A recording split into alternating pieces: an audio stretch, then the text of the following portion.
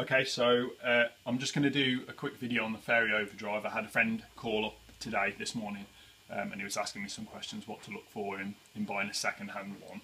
So I was going to send him some photos, but I figure if I do a video then it's available for everybody. So we'll go ahead and start at one end and I'll show you what to look for.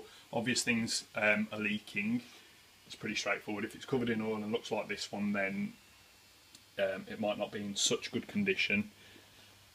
Some other core things to look for is gear wear, oil seal on the inside here leaking.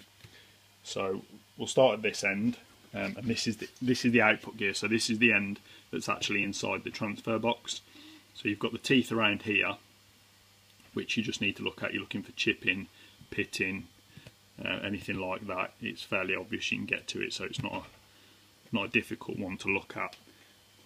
Inside there you've got the clutch sleeve here, or it's a bearing carrier as well, and that's the piece that bolts onto the main box with the castle nut on this side.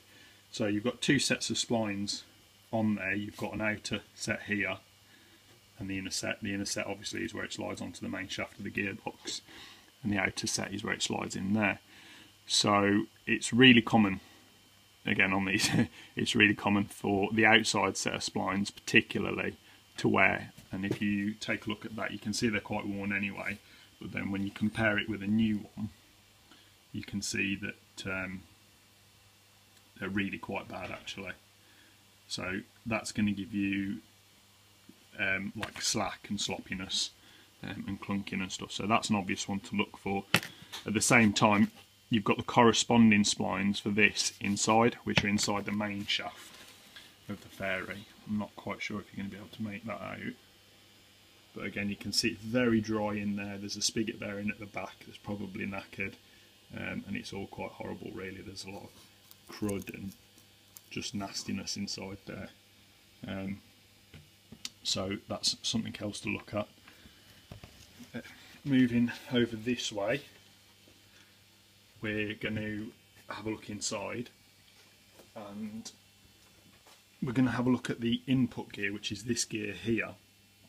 So this is the cover on top. It's 4 bolts, really easy to take it off, and it's worth doing because it'll just give you a bit of insight into what's going on inside. So the colour of the oil, that's an obvious one as well. I mean, the oil on that's absolutely hideous. It's probably never been changed ever, so that's worth looking at. It probably will have made a lot of noise if the oil's burnt. It will have whined and stuff like that. So looking at the actual gears themselves, we're going to look at the dog teeth here, which are the smaller teeth, and you can see actually they're a little bit worn as well. You can see there's a bit of wear there,